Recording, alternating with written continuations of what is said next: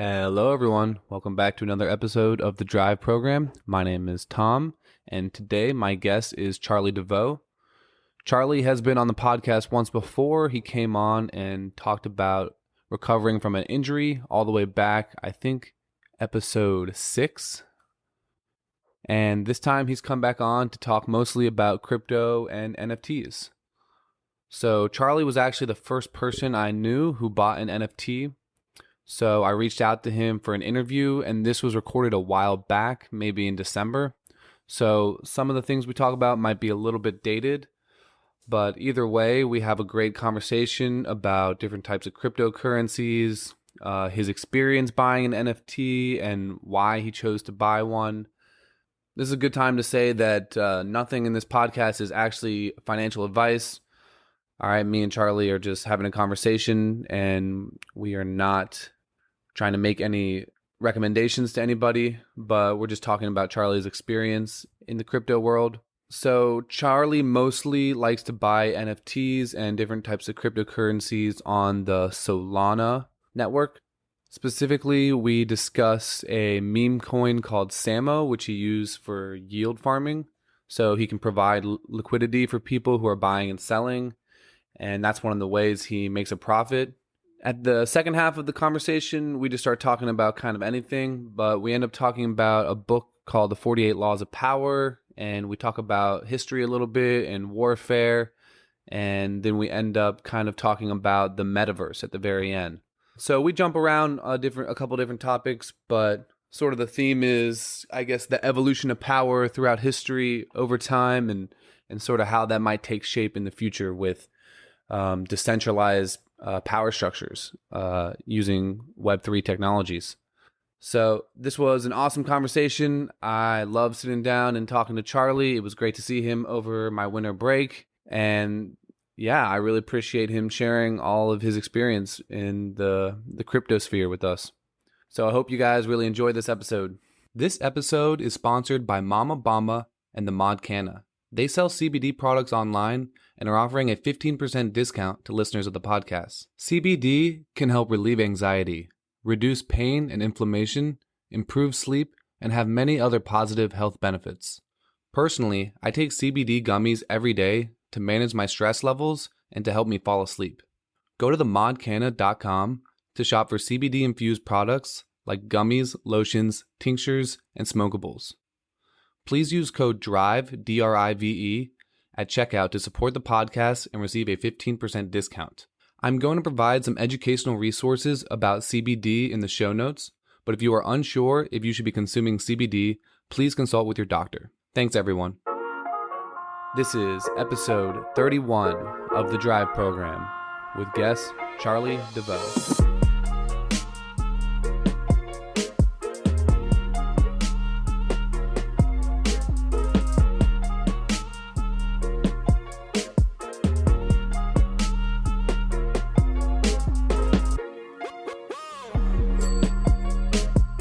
So this is your first post-college apartment. This is, yeah. Yeah, how does it feel just to be like an established adult, living on your own outside of college? It doesn't feel any different, honestly. Just feels like you just kind of doing the same thing, just in your own spot, which is cool. But I'm still just a big kid at heart. It's nice. Yeah. You've been kind of telling me today, but how do you like Arlington? I really like this area. It's a little bit different than Clarendon. We're about a mile and a half from Clarendon, so it's close enough if you want to hit the strip or go to the bars on there. What is this area? This area, it's technically it's South Arlington. Okay. But it's right off Columbia Pike, which kind of leads into Falls Church, Alexandria area. And you like to call it Gotham, right? Yeah, we call it Gotham around here because you can't leave this house without seeing something just absolutely crazy or remarkable. I think the top thing that I've seen, the one where I was like just straight Gotham moment, my buddy George and I, who lives in this building, we take walks in the morning. It's nice to wake up because we, jog the mind a little bit. We went to the Safeway to stop in to get some quick little groceries. And there's a woman laying on the floor, and it's probably 8:15 in the morning, place just open. Woman laying on the floor, looking up at me with blood around her head. And She asked me what happened. And I'm looking at George, and I'm like, what is happening right now? And then there's, the employees trying to take care of her. And she's asking me, what happened? And I'm like, I don't know. I stay there for a second, and then, the paramedics come and they deal with it. So we go about our day. But that's just how it is around here. You leave this building, you go on the street, you see something all the time. Yeah, bro, it's exciting though. Yeah, it is. It's fun. It's definitely like, just more exposed to the world. And I feel like during the pandemic, it's not a bad thing because I'm kind of isolated like a lot, Yeah. Bro, so we're not going to talk about like fitness today, but me and Charlie, we just worked out before this, and I had never done this, but we did like a Spotify session, and like I was listening to his music the whole time. Like we both had our own headphones in, but jamming out to the same song at the same time. It was a pretty dope experience, dude. Yeah. Like, I feel like a feature I just learned about, but it's pretty badass for gym sessions. And I feel like for us, it's like something that we talked about 5 years ago when we used to lift a lot and being like, I wish we could just sync up like that. And like now we finally can. Yeah. No, it's definitely sweet. You just got to have the same music taste, right? Or at least going for the same thing. So Charlie, one of the things we wanted to talk about today is crypto. When did you first start getting into crypto? What was just like your experience? And what was the time frame? So I got into crypto when I was living at home because I had, you have some extra money, you're not paying rent. Originally in the stock market, and I wanted to expand and go into the crypto a little bit. So I invested in Chainlink, a good amount of money, back in November 2020. Okay. And then I kind of just monitored my stock market gains versus my crypto gains. And I noticed the crypto one was just outperforming my stock market. So I started to kind of split it up 50-50 after that, buying some Ethereum, Chainlink, keeping it simple, keeping it small, but splitting it up. And then once the whole like Robinhood, GameStop AMC thing hit, and Robinhood that had that big incident where they didn't allow anybody to sell their stock. They didn't provide liquidity for the people. So I thought that was the big red flag where I don't really want to be involved in this game because it's clearly tilted. In the stock market game? In the stock, at least not personally. I have 401k, I have investments that I don't really touch, but at least personally picking out and choosing stocks, I was choosing to focus on one thing rather than split between two and half-ass it. So I basically slowly over time liquidated my stocks in Robinhood, just my personal stocks, and I would invest more and more in crypto. I became good friends with a lot of people who are very knowledgeable in crypto, and we have this big discourse, ongoing group chats, discords. What was like Bitcoin at or Ethereum at like when you first started paying attention? Actually, it's funny. Yeah. Do you remember that? We talked about the first coin I got was Chainlink, and I believe I can't tell you the exact price of that, but I put a good amount of money in it, and shortly after that, I bought Ethereum, and I remember wanted to buy one whole Ethereum just because I had the funds to do it at the time, and I remember the price was $1,097. That's how much I bought one Ethereum for, and that was in just before the new year of 2021. So 2020 December or something. Yeah, and I bought one whole Ethereum for just over $1,000. So now it's like quadrupled. Yeah, and I mean it hit the all-time high like a month ago, around 4,600, something like that. Damn. So that's a pretty good profit. Yeah, I remember you said that your crypto was outperforming your stocks, right? Wasn't around this whole year of 2020 the year where Bitcoin really kind of took off, and hasn't it kind of leveled out? So Ethereum is not going to quadruple in the next year the way it did for you in 2020. You know what I'm saying? I mean, it might double or something, but crypto was becoming like a big deal. Do you think that they're still significantly outperforming your stocks, or was that like a special moment when just Bitcoin and all these cryptocurrencies were taking off? Well, you can pick and choose stocks though that can outperform some crypto, but Bitcoin is the highest performing asset of all time. It is the best performing asset. But you can pick and choose some stocks that maybe shoot up or things like that. But I really just couldn't spend time working and focusing on stocks and crypto and trying to monitor all of it. So I chose crypto, and the main thing was I didn't want to miss out on if crypto exploded or became a huge thing, which it is now. I didn't want to miss out on the bus. I was okay with missing out on a couple stocks, whatever, but I didn't want to miss crypto because that's a whole industry. So that's basically the deciding factor. Yeah, that's so exciting that you were there with some funds at the time. You know what I'm saying? That it was all exploding, because like I kind of have some money I can invest now. But right at that time, I didn't have the funds, and like that's when it was just like super exciting to be just a part of that world, you know. If you want to make big gains on crypto now, you would have to go find like a shit coin that like could blow up or something, and that's riskier. It seems like at this point, investing in Ethereum and Bitcoin is a solid investment, but it's just gonna be steady gains. It's not gonna pop like it did that year for those big cryptocurrencies that are already well established, right? Yeah, well, it's the whole risk factor. When you're going with Bitcoin, Ethereum, there's less risk. And Chainlink even. Chainlink's kind of almost up there. There's less risk, but there's obviously less chance to hit it big. But with crypto, it's pretty volatile still. It's still in its infancy. So you really just don't know. Yeah. And Ethereum over all of my coins is still up there with the highest performing. Just because if you don't touch it, it will steadily go up, whereas other coins go up a lot, 50%, 100%, 2x, 3x. And then dip back down unless you sell it, I think Bitcoin is always going to be a safe bet because it's kind of like the internet's version of gold, right? Because just so many people believe in that. But then Ethereum seems like such a safe bet at this point because people are building all these platforms on top of it. And it's just the more and more like platforms that we have built on it, the less chance it's just going to tank. You know what I'm saying? Because people are using it for more than just a place to store their money, you know? So like when and this is okay if you weren't thinking about this, but like when you first started investing, were you excited about like the technology of cryptocurrencies, or were you simply coming at this from like a financial perspective? I would say it's probably 50-50. Now I'm honestly more excited about the technology. But when I first came in, it was 50-50. Okay. Because I wasn't as educated as I am now on the topic. Mm-hmm. Were you worried that your Bitcoin could just like go missing? But I don't get worried, dude. Like I'm young enough where I could take a risk. I don't have a child, or a house yet. I can take risks. Yeah, that's also went into my thought process. I can take a risk now. If I lose it all, I lose it all. I'm 26, 27. I can make it back.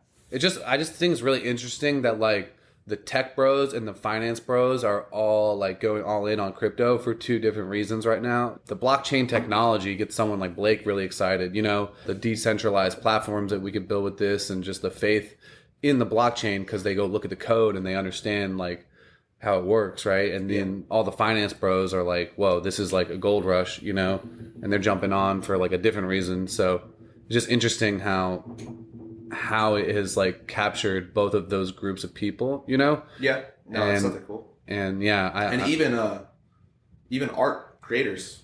Yeah. So like, when did you buy your first NFT? We'll just jump there. My first NFT was a soul snake. It's a 2D snake on the Solana network, and I was excited about it because it had a lot of Twitter hype. The Discord was popping. My buddies were excited about it. So it was one of the better teams that put together a project in Solana.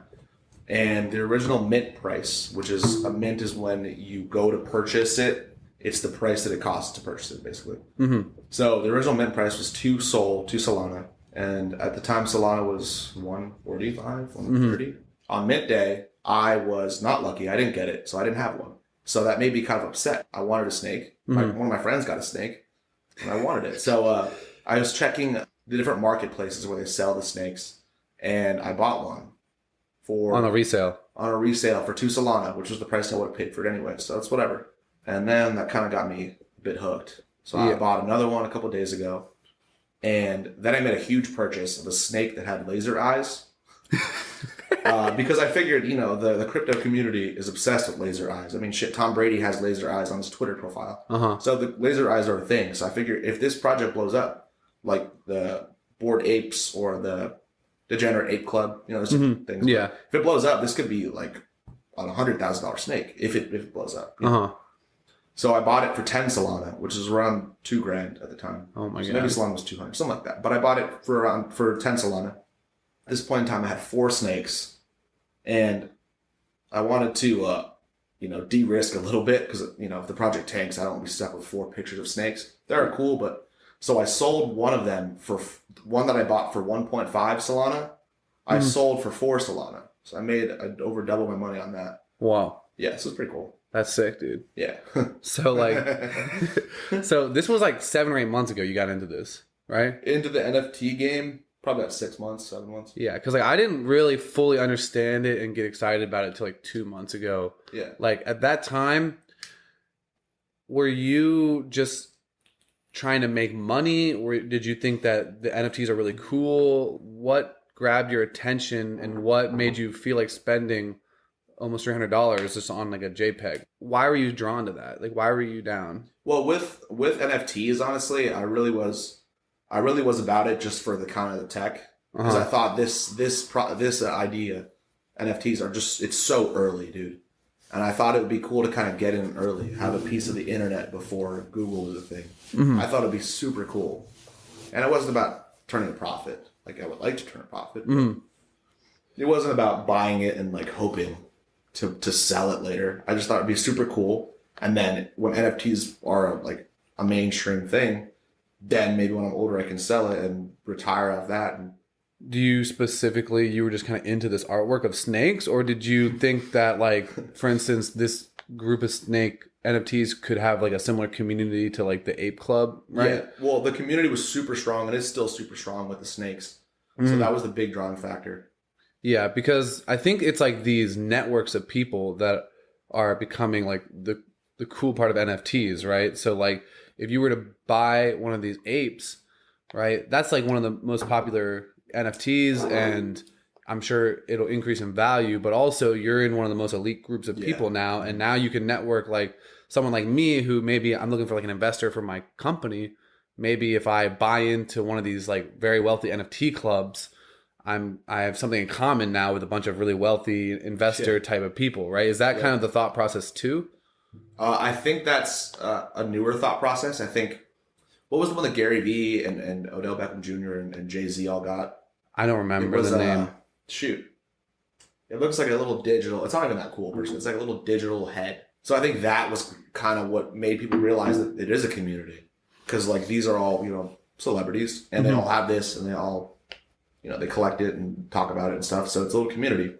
And going on that, there was actually a new project that launched. It was an alien project, and they have a feature built into the NFT, I guess, in the Discord, or they have a feature built into it where if you own an alien, you get access to a special network group set up. So this group's already set up, and if you own this project, you are allowed in the group. And the way I see it, it's almost like when you go to an airport and you're part of like Capital One or Amex, you can join the club and get a free massage and a drink, and everyone's in there collectively. And I think NFTs can become that, just maybe in the cyberspace, which is, it's hard to think of and process right now. But I think, you know, technology moves fast, and we'll see. That's how it'll be. Yeah. So have you like communicated with anyone else in this snake club? Like, are you just tweet at them? And like, I noticed you're really active on Twitter. Like, what is? I'm pretty active on Twitter because that's where crypto lives, basically. Yeah. So with the snake project in particular, every time I get an NFT, I like to tweet at the creator something funny that, you know, kind of goes off what the vibe my NFT is giving off. So I'll tweet something and tag them in it, and they'll typically retweet it. Yeah. Because they want exposure, and then someone will see it, they'll like it, they'll follow me or comment and kind of get that discourse going. So in that regard, I have, but it's still public on Twitter, right? So it's not exactly exclusive. So like part of the whole crypto NFT game is like trying to find out what's going to be hot before it's hot, you know? Yeah. So is there a specific person or group that you follow on Twitter or a podcast that you get your information or you get your leads through? For NFTs in particular? Either anything. There's lots of good Twitter accounts I follow that are mainly based off trading. I get a good idea of what's trading, what looks healthy, what's a good project. If it's if the chart looks good, it's a good project, and it has good backing and good utilization, which is, you know, a fishy word right now because crypto is tough to utilize. But if it has good future, then I see that as a make a move moment. Is there a specific account that you would recommend people follow? Or can you not? Yeah. Why are you laughing? Because it's funny, because a lot of these crypto accounts, they're just, or these Twitter accounts. They just have stupid names. It's like memes, right? But yeah. It's $1 million people behind the memes. Yeah, it's like a joke, but not. Yeah. So the best trader that I've seen on Twitter, and he doesn't tweet too much, maybe like once a day, which I guess is not that much, His name is @SmartContractor, and Okay. his handle is Blunts. Okay. He's awesome. I think he's British or somewhere in Europe. So he usually when I'm going to bed, he's waking up. So I'll check that, get a good idea. Some of the trades I've copied him on, he really doesn't miss too often unless the market tanks. That's cool. Yeah. Also, Pentoshi. He's a guy that has a good positive and negative outlook. He's not just shoving it in your face like, oh, crypto. He's not one of those guys, that buys Dogecoin and goes to the moon. He's realistic. Mm-hmm. He's like, oh, it doesn't look too good right now. Or, I think now we finally found support, or I think it's overbought.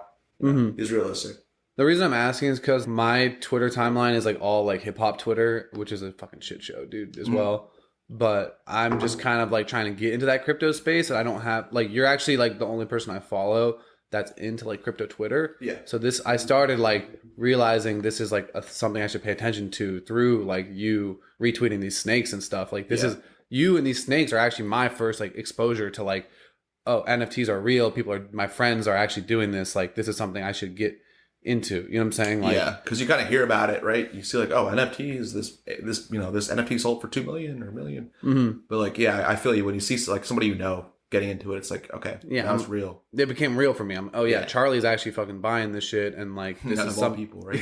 Yeah, I'm a digital art collector, my guy. I mean, that's sick, dude. I mean, who would have thought that would have been like a real thing? But I mean, in the future, I really think there's going to be picture frames that are digital. I mean, there aren't now, but there's going to be picture frames that are digital. So I'll slap a big picture frame up there that'll just cipher through my NFTs every hour. That's dope. But yeah, going off topic. Or it'll be in the metaverse, right? Yeah. Which we'll jump into. The metaverse, it's money, right? You can make money there, but I'm not super keen to the idea of living in a virtual world. It's a little scary. In the same way they have blue check marks, they're going to start for your Twitter profile pic. They're going to start doing the Ethereum special tag on it, so that if you have a real NFT, so and especially in specifically crypto Twitter, I'm sure if you want to be popular there, you're going to have like I'm excited about that. A real expensive one to show off. I'm excited about that, dude. Yeah, we need more than just your profile pic to show off, though, because you want to be a collector of many pieces of art. We need like almost like a platform for it, I mean, they could implement a feature where they have obviously a profile picture, and you click it and you can see a gallery of like 10 pictures that you have that are different NFTs. Pretty easy feature to implement, but I think Twitter tries to pride itself on just quick thoughts, quick videos, quick thoughts, not like a whole gallery of your pictures. No, I save that for Facebook. Sorry, Meta. So, what is the pumpening? The pumpening it's a complete made up term. I just made it up. It's not a real thing. Okay, but the pumpening is just something I guess I'll refer to it as. It's when something pumps incredibly and it's almost unstable. Like a lot of people in the crypto community consider like when big celebrities or just someone's grandma or mom buys crypto, it's a red flag because like that means it's just overbought. So I guess the pumpening is when it pumps without control, without a little bit of drawback, pumps out of control, and what's the term for it, dude? It blows through the roof, something like that. To the moon. A blow off top is like the technical term for it. Blow off top. Yeah, it's a real effect. Like, because I'm on crypto TikTok basically. Yeah. And it's this weird thing where I feel like if you do buy any coin, whether it's a shit coin or not, automatically you're incentivized to want to convince everyone else to buy that coin because then you'll make money. You want to shill the bag. It's like every single person that buys any sort of crypto immediately rushes to the internet and tries to pump it up. And it's just like talking about it like it's the best thing ever. And I see all these people like, now's your chance, buy this coin. And I'm like, AKA, you just bought it. You know what I'm saying? Right? Yeah. It's a weird phenomenon that occurs. But it doesn't mean it's not. It doesn't mean they're wrong either. But everyone thinks their coin is a good one. Yeah. Or else why would you put money into it? Yeah. It's a weird phenomenon that occurs when you buy, especially the crypto. When you buy a coin, it's like you said, you're part of a community, and like in that community, you want to benefit the community, so you try and get recognition to the coin of the project. So you said you wanted to pump your bags. Right? I wanted to shill my bags. Shill? Shill, yeah. I guess it's a term like you want to sell you want to get recognition. Yeah, you want to pump your bags. Yeah. You want to promote the things that you're invested in because if someone hears this, most of my projects are just like stable projects. I do have one gem if anyone's listening. So Dogecoin pumped crazy. Elon pumped it, and Elon loves Dogecoin. It pumped. Shiba pumped. A dude put in, what was it, $8,000, $4,000, something like that, $6,000. And he had it for a little over a year, and then it was worth $5 billion with a B dollars. $5 billion. That 8,000. The 8,000, or maybe it was below the 20,000, less than 20. So is that too late now? Then no, I'm not pumping that. Oh, okay. I'm saying that. So the meme coins, right? I do have a meme coin, and it's tied very closely with Solana, which is a big up and coming project. Mm-hmm. I guess it's already there, but it's one of the best projects. I'm pretty excited about Solana. Mm-hmm. A lot of people are. Yeah, I think it's the best project out there right now. People are saying it's going to overtake Ethereum. Yeah. Mm-hmm. But because it's built very similarly. It's a little bit different, but it's similar, yeah. The dog coin tied to Solana is Sammo. Okay? Sammo. Low market cap. It's not listed on really any exchanges yet. It just got listed on Gate.io a month ago. Gate.io is like a Korean exchange. It's pretty popular. Sammo, it's tied. It's the Solana dog coin, and I put some money in it when it was just under a cent, and it went up to 26 cents. That's crazy. And right now, what I'm doing is I have all that the Sammo, and I'm yield farming it. Okay, which means I provide my coin as a loan for someone who wants to buy or sell the coin as liquidity, so they can use my coin. I guess to trade it. So it gets traded daily by day traders, back and forth. And I collect a daily APR, a daily monetary payment for providing that coin. Now it's mine. I can always withdraw if I want to, but I get basically completely passive income, provided if Sammo doesn't go to zero or low, which you could lose it all. But it's completely passive income, and the return rates are nutty, dude.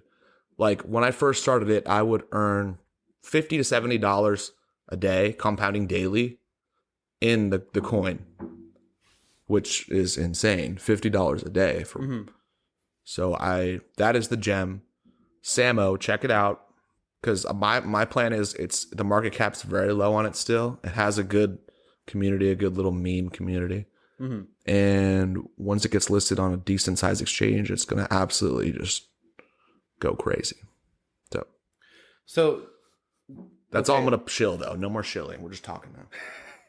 Shill it, bro. I don't care.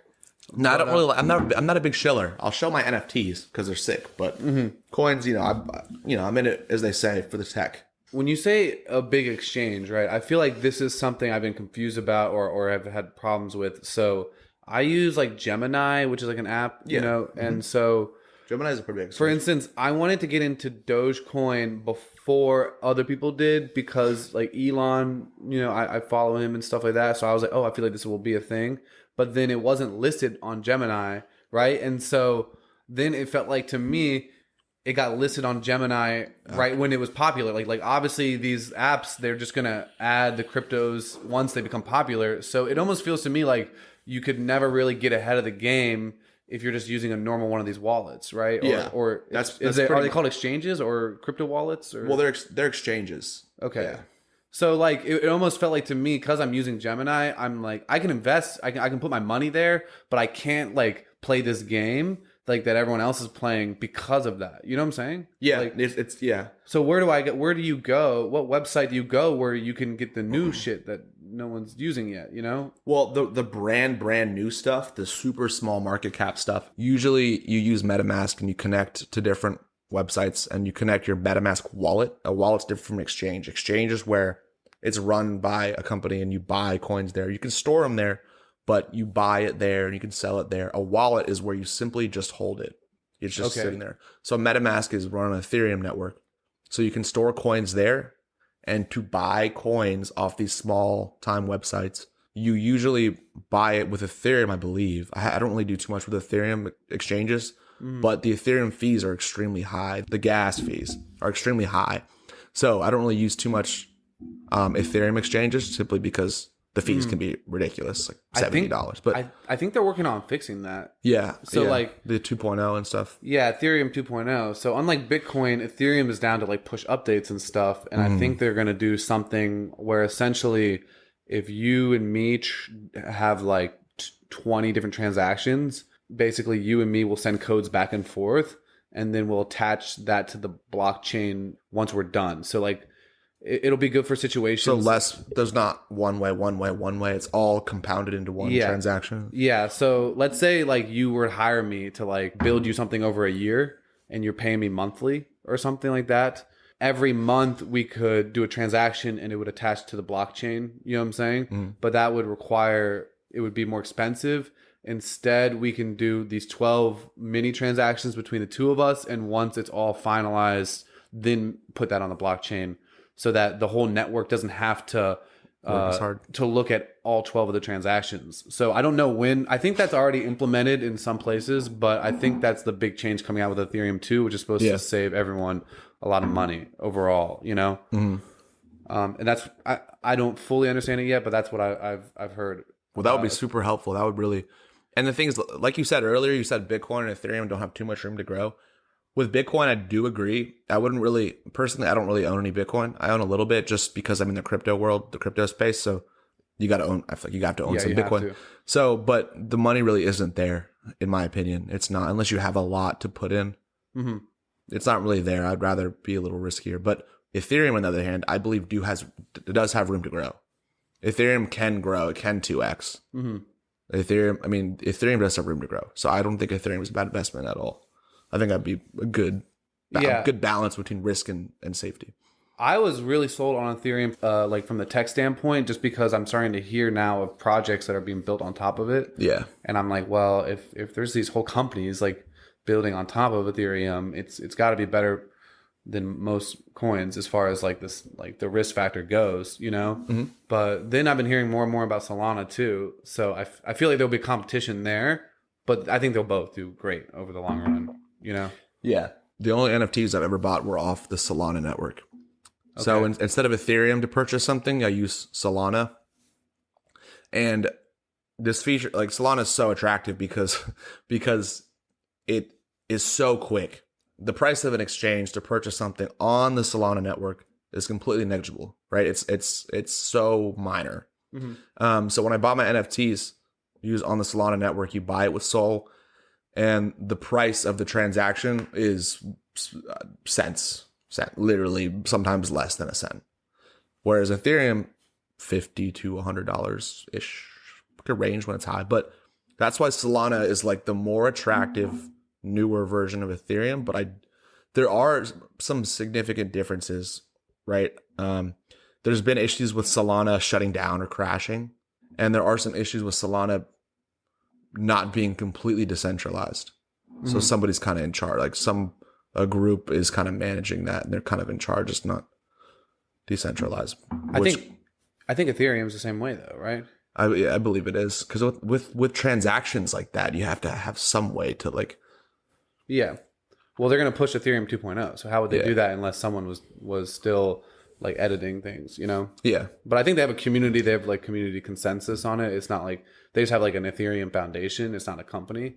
Yeah. So they also have their leader, right? Vitalik Buterin. Yeah, I've listened to an interview with him. That guy's fucking smart, dude. He's like our age, a little younger, dude. And he's younger than us. I think he's like literally I think he's literally 27. Yeah, no. It's crazy. He must be so rich, dude. Yeah. So influential, you know? Yeah, he is probably the biggest face in crypto. Besides, it's actually funny. But you know who the biggest face of crypto right now is? It's our old boss. Yes. Michael Saylor. Michael Saylor, the CEO of MicroStrategy, is the biggest. Probably that him and Vitalik are the biggest faces of crypto. Yeah, because he is like for those of you who don't know, MicroStrategy, the company, put a lot of its money into crypto, into Bitcoin specifically. Yeah. So that was a huge play that like hundreds of millions. Yeah, that no one had really done before. It kind of like tested the whole network to see if it was going to work. So he took that risk first. Kind of crazy move. He had a conference with Elon even. He talked with Elon about some of the environmental impacts And shortly after, Tesla itself bought a bunch of Bitcoin. So MicroStrategy almost led the way in front of Tesla, which is crazy because they're the most influential company the last 5 years. Yeah, I honestly don't think Tesla would have done it unless it went well for Michael Saylor. Unless that they were the hamster, right? Because right after Michael Saylor did that is when Elon started like being like, all right, we'll look into it, and then they did it. I don't think Elon was about to risk his company. MicroStrategy wasn't doing bad, but we did have a bad quarter, like at that moment. So I think he was like just taking chances, on shit like that. Where like Elon and Tesla were doing well. So I don't think that they would have been the first ones to take that risk. Like, why would they do that? Yeah. But once it went well for him, it was like, all right, let's see what can happen. And then these corporations are getting involved. It's a wild game they're playing. Yeah. And it's funny, MicroStrategy's stock is almost directly correlated with Bitcoin now. Yeah. That shit went to like $1,000. It was going pretty parabolic. It was going crazy. And still have some buddies who work at MicroStrategy. And, I always ask them, I'm like, yo, is crypto the buzz around the company? Do you guys talk about it? Mm-hmm. No, they don't talk about it at all. They're still focusing on their report design product suite, Yeah, well, it has nothing to do with the company. I know, but I just think it's so funny because like when someone searches up MicroStrategy, you get probably a picture of Michael Saylor with his Twitter picture with his Bitcoin in the background and gold laser eyes falling out of his face, like some sort of mythical dragon. Like, so that's what you see when you Google MicroStrategy, but that's not what they're about at all. Yeah, well, they're also like business to business too, so like they don't need to like they're pretty adaptable. Promote their product in the MicroStrategy same way. is to give a background, I guess it's like a competitor to Tableau, where it provides like an interface for businesses to create and design different reports and different like business management tools. Mm-hmm. So on the internet. So nothing really to do with crypto, but they'll adapt to business. Okay, let's not talk about Michael Saylor though, because fuck that guy. Yeah, no. I agree. Okay. But wait, I have one last thing to say about it. Okay, yeah. So it's actually funny, even to this day, I still get texts from people that I don't generally talk to too much that will just randomly reach out and be like, hey, you worked at MicroStrategy, right? And I'm like, yeah, I used to work there. And they're like, oh, like, how was it? And I'm like, oh, it was fine. Like the job itself wasn't great, but the culture was all right. And then my next question is, are you involved in crypto? And they're like, yeah, I just saw Michael Saylor on a podcast about crypto, something like that. So I think it's pretty funny. I have people I don't talk to, like literally probably 4 or 5 times now. Mm-hmm. I think it's funny. Yeah. I mean, there's a lot of benefits, I think, from having like a celebrity-ish CEO, and he kind of put himself... I did hold the door open for an elevator one time. Whoa. Funny. Felt like Darth Vader walking in. I worked there... Shifted back. I worked there for like 2 years. I never saw the dude. And I never talked about crypto with anyone there. It had nothing to do with what we were doing. Me and Blase were talking a lot about like putting songs out as NFTs and music. I'm struggling to grasp the concept of that. Okay, when you think about an NFT, you should think about it, I think, not as a JPEG, but almost as like what a domain name was for a website. So when the internet started, like people thought websites were like magazine pages for the internet, you know what I'm saying? And you didn't really know what you could do with them, And so just attaching it to a JPEG is like the first thing, right? But essentially any online asset can become an NFT. So like an artist, he could put out a song, right? And I think Tory Lanez has done this. Yeah, he did. And the cool thing about these NFTs are like you can put a smart contract into it. So you could say, every time I sell you this picture, every time someone else on the resale sells it, I get like 2% of the money back. You know what I'm saying? So, or like whatever with the song though, so they would sell 100 of the songs and then you get some of the profits on the resale. Yeah. So Tory Lanez sold like his album, like I don't know how many versions he released, but yeah, let's say like it was 100 copies of each of his songs, put them out there, right? And then just like these images, they're reselling, and he's making money through a smart contract. He's making money every time they resell, Yeah. I don't want to necessarily talk about songs too much because me and Blase were just like spitballing ideas for a while already. But the thing is, it's kind of like the idea of a website is like we've never been able to own things on the internet before. So it is fun to just kind of like imagine like where this could go, like what other applications this could lead to, Okay. Yeah. So what are your ideas for NFTs? My ideas for NFTs is using it as like using passports or IDs where that's an NFT and that's stored and there's no fake ID. So, you can't drink if you're not 21 yet. But I think that is kind of the direct, maybe even the quick, and I can't say quickest with the government, but I think that is kind of like the most direct impact we'll see it, kind of. Because it's almost like a serial code that's stored on the blockchain, and every person has their ID or passport or various other things as a serial code. And that'll be good for security too, because faking passports is still a real thing. And I think that'll be very good for security, especially with some of the issues going on in the world too. Mm-hmm. So I feel like the government will not get on it that fast. Yeah. But what's very similar to that is like, I think for like a festival or a concert or like Disney World, like tickets, they already almost are NFTs. But like, you know how like you try to collect the bracelets for like, Moonrise and Electric Forest and stuff? Okay. Those I think will become NFTs in the same way that like... I like that idea a lot. That like, yeah, so your pass... That's almost an idea we could... Sorry to interrupt, but that's almost an idea we could create now. I'm sure I if not this summer, next summer, I think that'll be work on that. Yeah. So like it kind of already is that, like with your online tickets. You know what I'm saying? But I think they're gonna turn it into more of like a tradable NFT, attach it to the blockchain, and then like you have like a Disney World Fast Pass or something like that, and like you could sell it to someone else halfway through the day maybe if you don't want to use it. Disney would get a percentage of the profits. Yeah. Right? Is that kind of yeah, I mean they and that's the cool thing. You can put it in smart contracts too. So like any of these things are codable in a way where like Disney or Moonrise or any corporation can put in part of the smart contract that say we get a percentage every time it's resold or something. Yeah. So that they can make more money on it. Also, I think it's going to be attached to products. Like I think when you buy a pair of Yeezys a couple years from now, you'll get the pair of Yeezys and then you'll get like a Yeezy NFT, because you have to worry about if these are real Yeezys and stuff like that. Yeah. So then if you sell the NFT, then someone can go to the blockchain and double check that this came from like Adidas or something, you know? They can just look at the code. You can track that. Yeah, and I think we'll see that with all, like Nike is really getting into like the metaverse and things like that. So I think products will start to be attached to NFTs too, and I think that will help with the resale value of like shoes and jewelry and things like that. Yeah. So that, I mean, I'm sure if you know about shoes or jewelry, whatever you're buying, if it's real or not. But it's just, I feel like it's going to be comforting just to buy the NFT too with it. And that also provides value too, right? Like you said, being an exclusive member of a club and kind of going off the concert idea that you had, I think it'd be cool because right now I have almost all the festivals I've ever been to. I have the bracelets on the shifter of my car.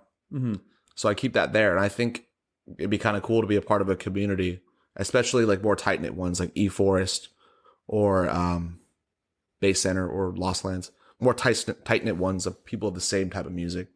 It'd be pretty cool to have your ticket as some art design NFT where you are part of a community of people who also like going to those concerts or those festivals. At the end of a festival, there's two different artists playing.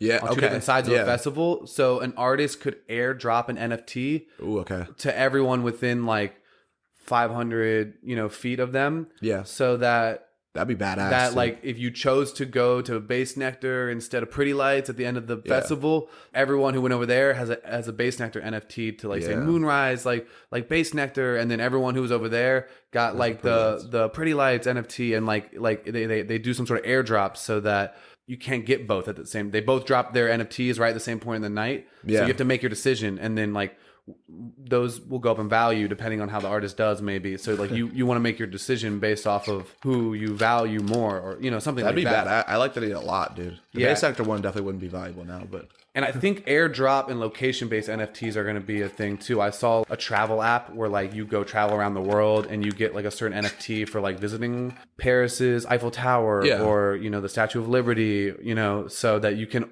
only get them. It's kind of like Pokemon Go in that way, right? Yeah, or like a trading card. Yeah. So I think we're going to see them attached to locations. That's probably the first kind of way. Yeah, the location. Yeah. Probably the first way it'll be utilized. And then the same with like.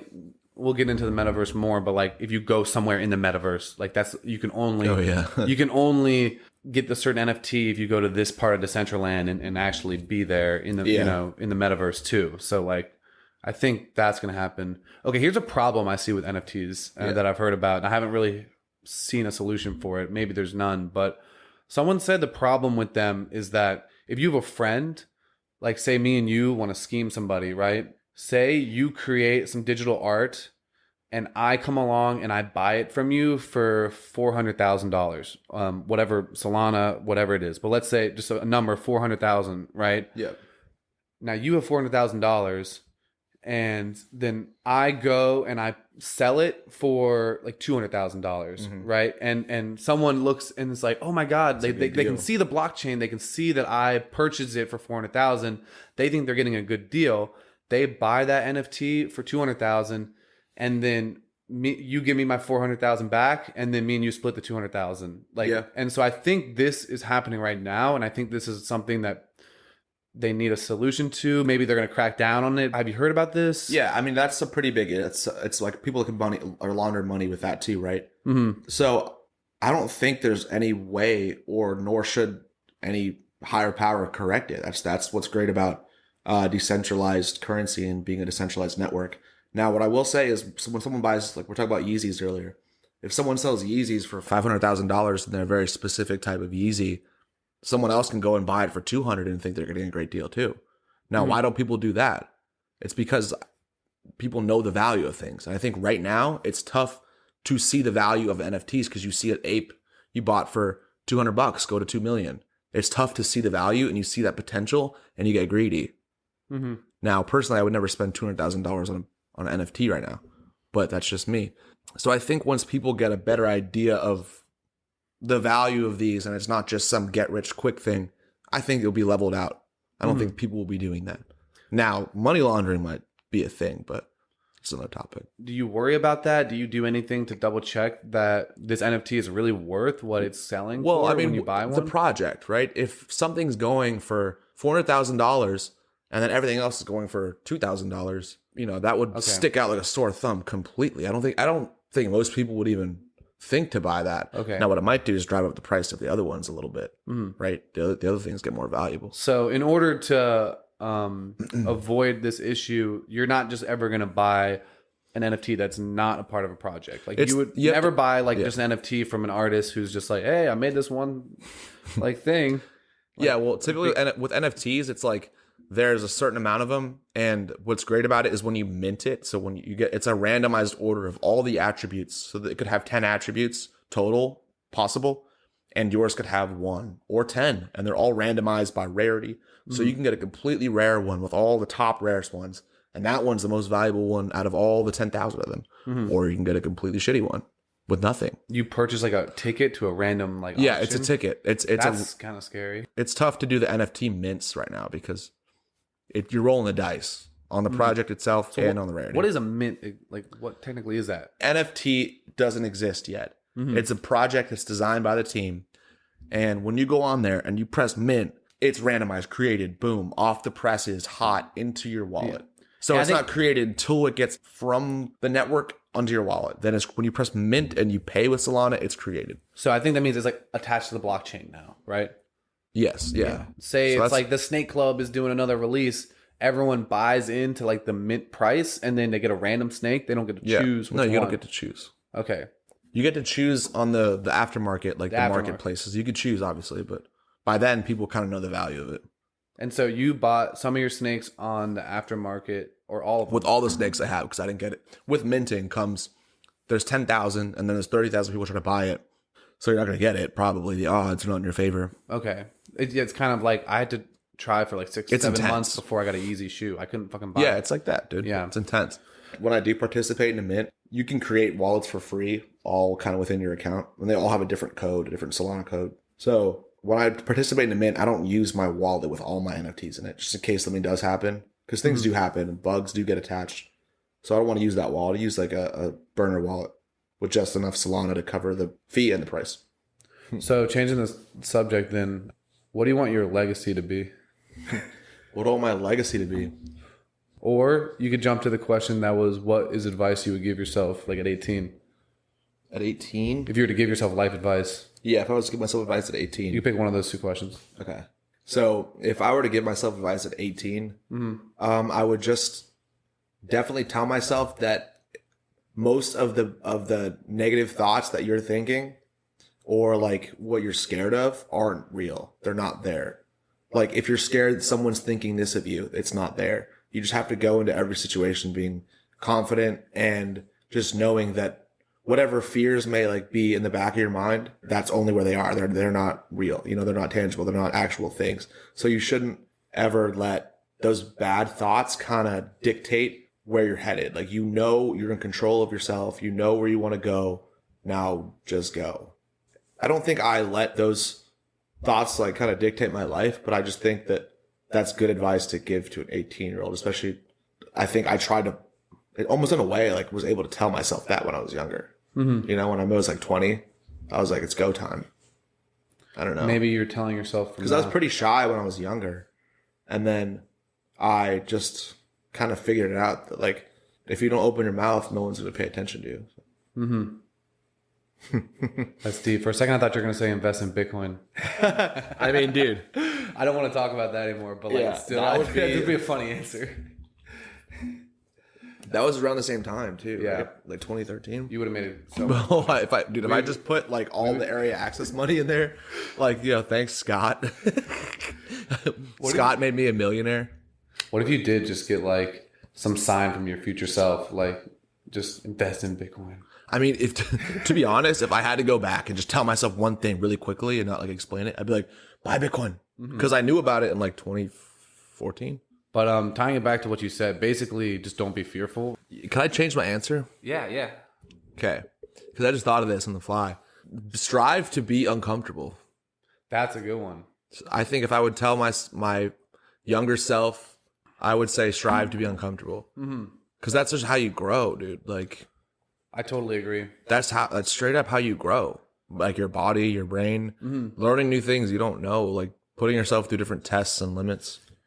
No, I would say like all my most memorable events and interests that I've done throughout my whole life made me very uncomfortable. When I used to act, I was acting in like middle school plays and high school plays a little bit. That made me so uncomfortable, dude. Like that like really pushed me out of my comfort zone. Bro, one time I was in a 2-person play and like I messed it up. 200 people were like, oh, like I said something, the other person said something, and it just kind of like, it was obvious like the wrong line. Yeah. And the audience was like, oh, and she had to say something else, and then it just didn't make sense anymore. Yeah. And like, it's so dude, such like so embarrassing. Yeah. But like that certainly made a memory, you know what I'm saying? And like is something that I was able to build off later because it was such like a memorable mistake, you know? Yeah. I mean, that's probably like as far as making yourself uncomfortable, like public speaking, especially in front of a lot of people.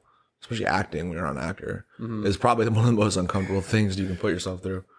Yeah, I mean, I'm not saying I was good at acting or anything or great. Like, obviously, I'm not doing that today. So, what is something that made you uncomfortable that you grew from then? Something that made me uncomfortable. I guess we talked about your leg experience. So, yeah, like, I was kind of out of my control. You got probably a second most uncomfortable experience then. There's so many like little daily uncomfortable challenges you put yourself through. Like, even my new job, I don't really know what I was doing. Yeah, when you first started MicroStrategy too. Yeah, when you start micro, really like uncomfortable. You know? Yeah, you have I don't really have that much of a tech background. I have a systems degree, but I didn't really work in tech. And you kind of just jump in there, and tech is very intimidating until you get in, and it's just the same. It's just normal. Yeah, it's nothing crazy. You know? I agree. Rushing a fraternity was definitely uncomfortable because my mom's from New York, my dad's from Brazil. My mom went to nursing school, but didn't go to like a regular university, so they have no clue what like a fraternity or sorority life is at all. And I went in and I just rushed, and I didn't know what I was doing or what I was getting into, but I'm so happy I did because I made a lot of connections and friends that I made today, and I'll carry on forever. The role of being a pledge is just kind of a journey that it does make you grow for sure. You're like definitely like, wow, I'm being pushed to my breaking point, you know? Yeah. So now you know there's like a new level to yourself you didn't know about. Your first year at a company or first year at a college at whatever company culture is similar to being a pledge. It's just it kind of is. It's just the corporate version of that. And there's lots of moments like that. Being a freshman in high school is kind of like being like being that. a 7th grader in like a 2-year middle school. Kind of just like prove yourself year. that kind of leads into like the next 3 years. It's weird how we go through these cycles, you know? Yeah. I wonder what the next one is. The career one. Manager? Yeah. Like the manager role where you're expected, but you're not really a pledge at that point, but like a manager role where you're expected to know how to manage people and you just don't, like you're not there yet. You're just started. A lot of people can get frozen in this role, which is, I would say, the employee role. And that if you do really well in the employee role, you should try to be a business owner. And that's like a new stage you can take, you know? A business owner is definitely, I think that would be like the next key one. Something like you're doing with like managing NFTs and stocks and stuff and like paying attention to that. That's like a side project. And then, but if you can somehow then create a system around a problem, you know what I'm saying? You can be a business owner and you can generate more value. And like, I would say then if you're like it's your first business, right? That would be a new pledge role because someone like Elon is on his 5th business, 6th business, you know? Yeah. So, but that's a level like not everyone gets to, you know? The Elon level. Yo, tell me about that book. Yeah, it's a book I just picked up. It's called The Art of War. It was written, I don't even know who it's written by. It's written by some Chinese general, I want to say. Not confused. I can tell you know a lot about it. I mean, I just picked it up. I'm probably like a chapter in. I feel like he told me not to ask you about it or something. Yeah, so I just picked it. Tell me why you decided to read this book, dude. Because I read the 48 Laws of Power was a cool book. I listened to the audiobook and I read some of it.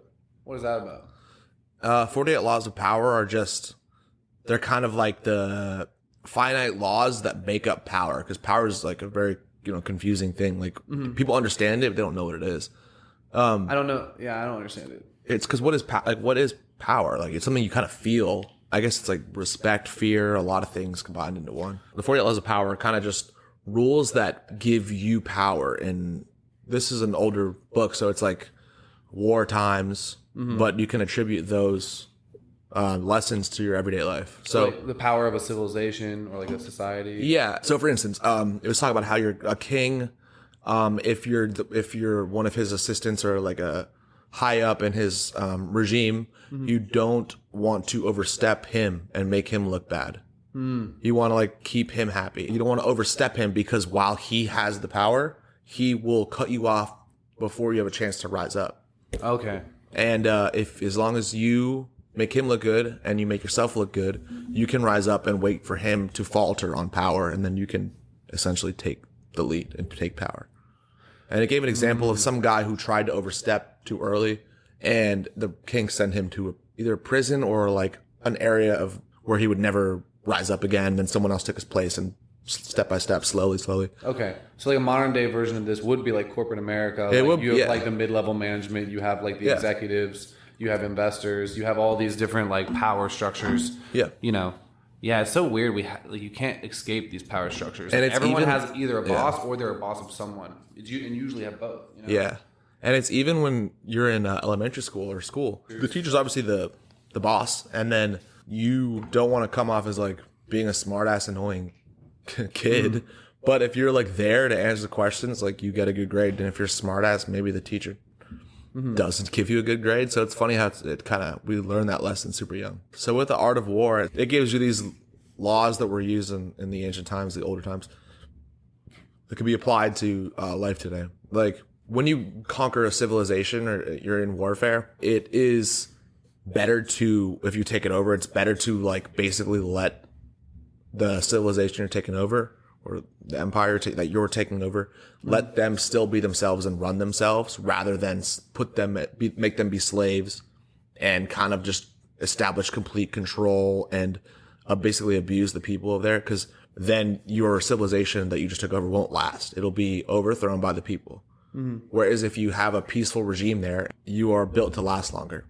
I thought that's pretty cool. It's kind of like when a new boss comes into a company, you don't want to come in and be like, yo, so here's the way things are done. Here's this and that. No more of this. You don't get a lunch break this long anymore. The employees are like, yo, screw this. Like, I'm going to go find a better role. Yeah. Whereas if you're like, hey, new boss here, love the way you guys are doing things, want to learn more. If you seem like susceptible to learning their ways too, then it's a better structure. It's definitely interesting and super important, like the way that you interchange certain power structures. Like England used to like basically be in charge of the U.S. and in charge of India, and like the way that we switched power from England to the U.S. was smooth and it went better, right? And then when like England left India, I don't think it went as well, right? I think that I think it collapsed for a while, and like it didn't prosper until like much later. You know, there was probably a lot of issues there. I think I could be completely wrong, but I think India. I think it was Gandhi. Yeah. They did like they did protests. A protest in the form of not eating or something, right? Yeah. Like they wouldn't eat. They refused to eat until they had freedom. It was nonviolent. Yeah. But they had different tactics and stuff. Yeah. And yeah. But they didn't like England, I don't think left them with the same structure that we had over here. So that power dynamic that it wasn't beneficial, at least not for a while, I don't think. Like once England left, they just left. And they didn't do a proper like exchange. Well, there wasn't a proper I guess there was a Declaration of Independence. And same thing with us. We also fought them twice. The U.S. in this current like global affair, though. Where do we just retreat from? Afghanistan. Afghanistan, yeah. Like we didn't properly set up the right government there, right? Yeah. So I mean, we don't have to go into that, but that's also another like power dynamic. Yeah. That could have been handled better, you know? Yeah. I mean, yeah, that dynamic can really be applied to like life all the way before, when humans first started to now. It's crazy. There was like a bunch of different hominids on the planet. There was like 4 different versions of us. Like there was the Homo erectus, there's like, I don't know their names, but there's about 4 of them. And like our version went and like killed the other 3. There could have been 4 different like types of species, kind of like humans. Humanoids, yeah. Like there just were like little, like imagine if there was a caveman still on the Earth. You think like any of them bred together to form different types of I think humans that maybe like we see today? Like giants? I think some would take over other ones, and if they're obviously breed, and if they're DNA bred, then they would like it would form a combination of the 2, probably, But so we're probably some mix, maybe. But it wasn't natural selection, right? Like the difference between us and animals is like we went out and sought out all the other ones probably and killed them off, like you know. I wonder why we won. Probably smarter, but. Maybe we were. If we were smarter, then the other species were probably a little bit stronger. Yeah, they came from apes, so they're probably a little bit stronger, and maybe could climb trees better. But I think there were some like 10-foot tall like humans at some point, probably. Yeah, but I think our version killed them off. I basically think Bigfoot probably is a real idea because back in the like tens of thousands of years ago, there probably was some creatures like that, but I think we probably did kill them off. I love the evolution of everything and like thinking about how those things come together. Yeah. And the evolution of the countries. We can, I like it too. I think we should jump into like what warrior in a war would you want to fight? Because we're talking about that anyway. Yeah. That's a good one. Okay, so what civilization would you like to be a warrior in, like on the ground level? And what ancient civilization would you like to be like an emperor or like a general in? You could pick any point in history, any war or any like empire. Okay. So a warrior, I mean, it's tough because like the further back you get, like the more savage it was. Yeah, like Greece, or like that would be pretty cool to be like in a 300. Yeah, a Spartan would be pretty cool, but like they're also their childhood and their whole lives were just kind of fucked up. Like they were taken and just like basically trained to be like just complete warriors. I know. It's like savage, but like that's a kind of discipline that like you would just automatically have. Then you just be a beast of a person. And like your goal was to die. You know, like our that would be a glorious way to like live your life, to die. Like, but they don't know anything else. Like for us, like we live this cushy American life where like we can do anything we want to do and we can chill and what, you know, like if we just were born into like being a warrior at that time in Greece, like it would be kind of a cool life. Yeah, we wouldn't know anything else. I would say Greece. I probably have to go with the Vikings, dude. Vikings? Yeah, I think that'd be cool because it's kind of similar to the ancient Spartans where you kind of go out and you pillage and you have more of a purpose, I think. Like they have Valhalla. They believe they fight for eternity, dude. Valhalla, it's kind of a badass afterlife. Yeah. Like the Greeks would fight other city-states and stuff most of the time. Mm-hmm. There's it seems like a lot of bickering. But the Vikings, dude, it's like, okay, it's hunting season basically. We're going out and we're taking our longboats they're just picking on to go people. Pillage people, and like, dude, this is our way of life. You know, we grew up fighting. That's scary, dude. Imagine just being the village and like living like, I love being a fisherman, and then like, what is that on the horizon? It's like Vikings, and they just rush into your town and just start killing everything. That would Killing be so everything and scary. just taking And everything. you've been living there for 10 years, and you're like, my life is so perfect. Yeah. And then one day it's like pirate, Viking, scary, like these like crusaders, bro. Yeah. That would be so. But scary. as far as like savage goes, those are probably the most savage. They would they're probably the most savage. Okay, then what? Where would you like to be a general in? Be a general? Like that level of power. I think being a World War II general would be sick. That'd be very cool because that was on a global stage. Yeah. Whereas like, you know, the ancient Earth wasn't even aware what a global stage was. This was a full global stage with like basically the fate of the world on the line, you know? See, I do think, right, the difference would be like, I would not want to be a warrior. Like, I would not want to be ground level when it's guns. Like, Yeah. At that time, like, imagine getting shot. You could get shot out of nowhere and have no clue why you're dead, and you're dead. Like, at least if you're or a grenade or artillery strike, bro, from the sky, you're just your legs blown off and you're like sitting there looking at your leg. Yeah, at least in the days of Ryan's. sword battles, you like got to look this guy in the eye and swing at him, and like you had a chance to like defend yourself. But, like just two armies running at each other with guns, it just seems so like barbaric. It seems worse for some reason. It's just so that'd be so scary. Yeah, I'd be so scared. I wouldn't be scared with like my homies and swords near me. I feel like we can do this. Maybe I'd still die, but like I would have much more hope and like But I think I'd rather if I would be like shot or stabbed. I think I'd rather be like shot, not in the head, obviously, but like if I feel like fighting with a sword would be way more painful than fighting with a gun, dude. Yeah, that's true. They're just saying about knife fights. There's no winner in a knife fight. Yeah, because both people usually die. But like, why would being a general in World War II be the best? Like, explain that. I feel like the United States, like propaganda machine was on an all-time high. So like, that sounds bad.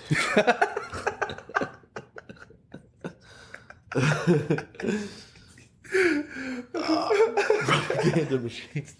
That's the clip right there. I think. What do you think, bro? I'm trying to grab the words. Say anything. I think the U.S. patriotism was at an all-time high, and I think people really understood what was at stake. Like there was a straight up. There was like a lot of feeling of purpose. It was a purpose. Yeah. And then the attack on Pearl Harbor gave even more reason to get involved. Yeah.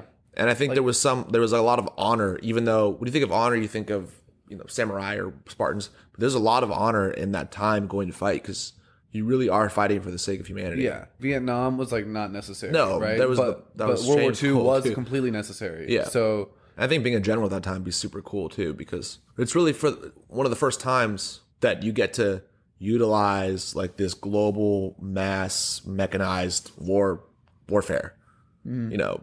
Aircraft carriers, all that was at play for you to use, and basically write any blank check. You got to win this.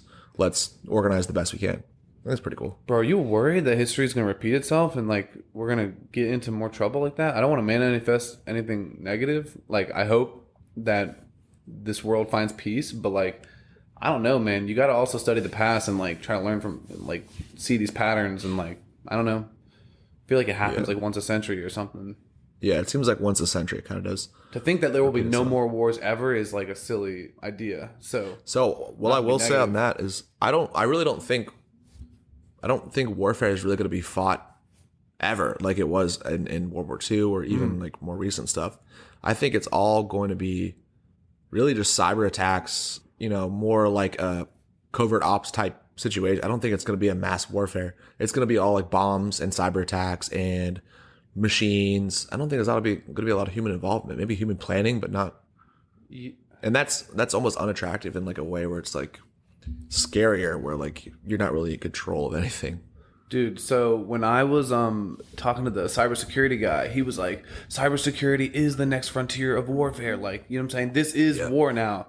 And we were talking about how like it's just like virtual warfare going down between these companies and countries and hackers and shit. And it's like, I wonder, just to pull it into the metaverse, if like the future of warfare is in the metaverse. You know what I'm saying? It's like an ethical way of us to fight it out. Yeah. Online. An ethical way would be kind of cool. Instead of hacking each other's computers, we're like getting virtual like swords again and like going into the metaverse to like. That's how history repeats itself. Yeah, and it's like US versus China. It's like just like a Fortnite game. It's like Call of Duty. It's like, what if it turns out like Ninja and like all these streamers are actually like the top like warfare generals in like the metaverse, like and Shroud. World War World War Meta. Meta World War One. Oh my God, that'd be crazy. Going back on cybersecurity too, like the U.S. and China and Russia, we're all like at war all the time. Like it's like hacking each other.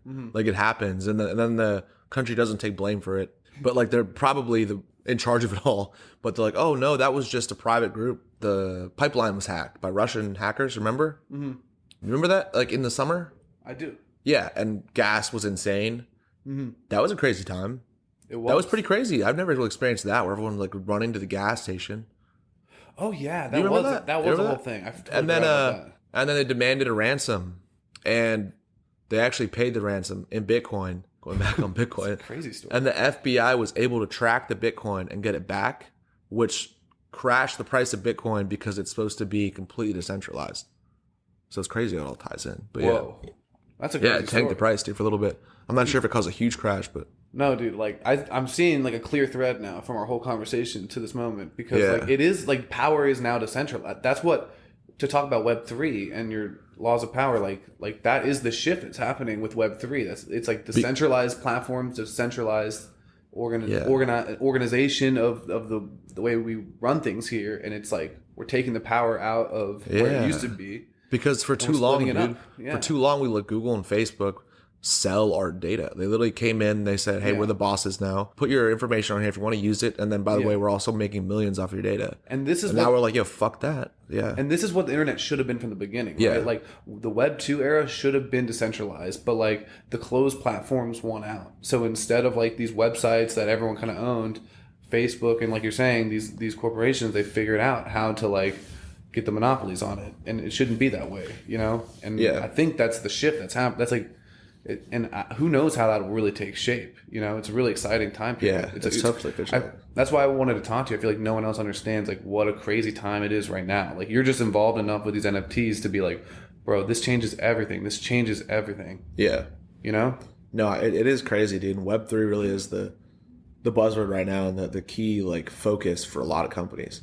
And like they're trying to get ahead of it, but the whole idea of Web3 is for like no companies, right? Like what if you're in control. what if my gym idea should be in the metaverse? Like what if I've been thinking about it all wrong? Like this is how big of a shift it is in like it could be that way. Like Yeah. Drive Fitness might actually go digital instead of becoming a real brick and mortar like I always thought it would be. Yeah. It But might with, be like with that. fitness though, it's tough to because if you want to work on your personal fitness, it's tough to do that in the metaverse though, unless you're like actually using a headset, right? Or They're working on things that will give like if you're fighting with like a sword, it'll give you sensors that feel like you're actually hitting something. Like yeah, I think we're gonna start having like gear. You know what I'm saying? Like smart like wearable gear on top of a VR headset that we can work out and do a lot of physical activities. But the idea of a workout though, it's like when you're bench pressing, how are you going to replicate that? Are you going to try and make it? No, you're gonna have a bench press with you. Okay. I'm saying, like, imagine we're all gonna have like in-home gyms and VR goggles, and your bench press is gonna be like a video game where you're like rowing a boat with some Vikings now. Yeah. But instead, like the row machine, you buy one of those, put on a VR headset. Like now you're rowing down with some Vikings. You're That would be living out. badass. You see, like it all connects. Like you living out a fantasy instead of actually doing bench press. You see what I'm saying? Yeah. But it's not really dangerous. It's That not. would be badass too. That's what I think the possibilities are going to become. It's like video games are going to merge with fitness in this way that's going to be like really exciting. Like really, like imagine Assassin's Creed, you know what I'm saying? Except for you're really climbing these things, and you're going to have some sort of thing in your basement or a place you go where it feels like the video game, but it's really a bunch of sensors and stuff, Yeah. you know? Even with like sports or sports games too, you could really be like on the field in Madden, like Yes, throwing a ball to exactly. like Tyreek Hill or something. Exactly. And I think I saw a video on that. Someone tried to like do it where they're holding a real football, and I want to say they let go of it, and the tracers track it through, you know, the video in the screen and the video. And eventually, it's just going to be where you go. Like that's where you go, and you basically are playing football. It's so realistic that we're going to lose touch on the difference between the two worlds. Yeah. Are you worried that your kids' are going to step outside and never touch a blade of grass or a tree?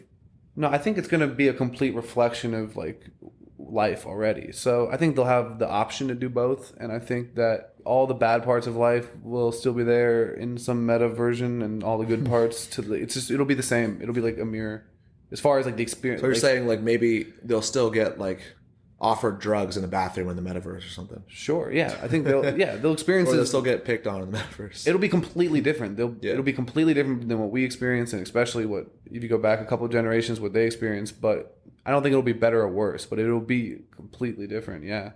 But if we were to recreate a world, why would we recreate it exactly like the world we live in? You know, there's so many funny videos where it's like, oh, I'm in like Iceland, dude. Was it Iceland? One of the Scandinavian countries made a video about making fun of Mark Zuckerberg. Oh, hey Mark, we're in the metaverse. Come check it out. Or we have real rocks and stuff. And it's like they're literally just outside. So why would we not make some world where we're all fucking swimming in a green ocean or something? You know what I mean? Something like that. Like I think like a new planet or I something. think safety. I think it'll be safer. Yeah. I think you could basically recreate like dangerous life events. You know what I'm saying? In the metaverse, that you like literally go into like we were talking about. You could be a soldier in World War II if you really feel like that, and then you won't. It's not actually dangerous though. Like, Yeah. You just die. You get out of the metaverse. Like that's the benefit. Like Yeah.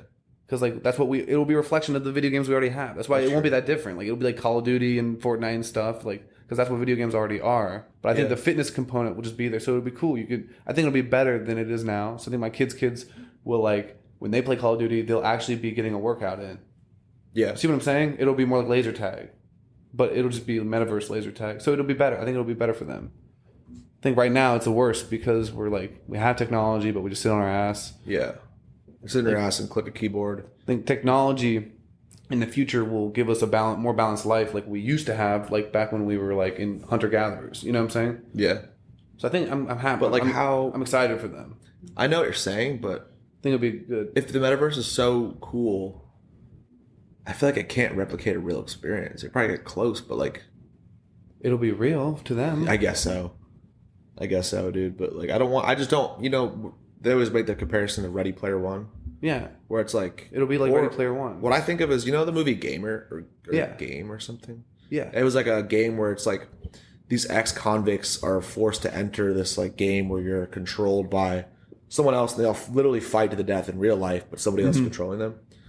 And the person controlling them is like this disgusting, like gross ogre thing. And it's like barely even a human at that point. Because they're always just on their butt playing video games. Yeah. Have you seen that movie? It's a cool movie, but that's what I think of when I think of people just in the metaverse all the time. I think of these people that are just out of touch and they're just sitting there with their controls that run through their fingers through some pulse electromagnetic activity, like, and they just control it, and that's their life. They don't have a life outside of these worlds. No, I think you can create it so that their bodies are still getting a workout in, and they're not just sitting on their ass. I think people who like to sit on their ass will sit on their ass in the metaverse, and people who like to stay in shape will stay in shape in the metaverse. Yeah, I agree with that mentality. I think there will always be people like in WALL-E or whatever because they exist even today. You know what I'm saying? In WALL-E? You know that movie WALL-E? Yeah, I never watched it. I know what you're talking about. Basically, all the humans are fat and in a similar state that you're explaining and like lazy. Yeah. But I think there will still be ways to stay active in the metaverse, right? But it'll probably be the reflection of what it is now. Like the same people that like to stay active in the real world stay active. Like this is how it is. I don't think it'll be that much different. Yeah. As far as like who's doing what. There will be people on their ass. No, I agree. It's like they're already on their ass. Yeah, I totally agree. But yo, think about this. What if, like, you go into the metaverse and you get a life, right? You could die. And now you just get out of the metaverse. What if, like, right now we are like a spirit, and this whole life is just one game. We're playing like a life right now, but when we die, we're like a bigger spirit, and we're like, oh shoot, let me play again, and then you're someone else. Yeah, you get like reincarnated. That's a crazy thought. And what if this is the metaverse? What if we're just a character and someone else is playing us? I love to think about that, dude. The astrophysicist, she's you know what I'm talking about, dude. Oh, Neil deGrasse Tyson. Yeah, he said something that kind of resonated with me. He said either where the first or either where the last. So we're creating a virtual world, and then within that virtual world there'd be another virtual world. You know, if we're the in a virtual world right now, then and we're creating another virtual world, then that means we're either the last in the chain of virtual worlds creating themselves, or the first, which means we're not in a virtual world. So we're either the last or the first chain to create a virtual world. And the first seems more likely. We're either the last or the first simulation, right? We're either the last in a long chain of simulations or we're the first. So I feel like that means it's meaningful either way, because if we were the last, it's so many levels down that it's like, who cares? It's so down there that like we're basically real then, you know? Yeah. But also if we're the first, then like we're real anyways, you know? Yeah. Well, I mean, the whole thing is like, basically it comes down to just dying. If you die, are you actually dead, or you just come back out of your whatever machine to being what you actually are. So in which case you'll come out of that once you die to what you know what I mean? Okay. So my last my last question then will be, what do you think happens when we die? What is the what's so gonna be like? I believe like energy kind of really can't be lost. Your body will dissipate, right, and become nothing. But the energy, like your brain and your thoughts and everything is like a universe. I have a theory that you wake up and you live your same life over again. You think so? Yeah, you just on a loop forever. So yeah, I'll finish my thought and then I want to jump into what you said for a sec. So with my thought, I think your energy kind of gets scattered throughout space and time, and then you'll kind of be connected as like a new being. Yeah, and it's not. I don't want to say reincarnation because that seems too like concrete. But I just believe like we are all like stardust, right? We're all stardust, and we all will dissipate into stardust. But going off what you said, the fuck did you say? What did you say? I said when you die, like I have a theory, just an idea that that maybe you wake when you up. die, you just start yourself over, and you are yourself as a baby. Yeah, and you just live your same life as a loop for eternity. And I always thought about that. And wouldn't you? How would you not know that you were living that same life? It seems like with a lot of the reincarnation, like deja vu is that kind of stuff, and any weird vibe like that. Yeah, but the brain is so weird, dude. Like deja vu could be anything.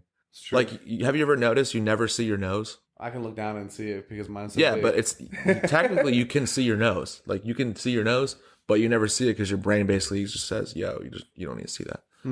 So like, you know what I mean? Stuff like that. So does it exist? So deja vu could just be like it could be something like that.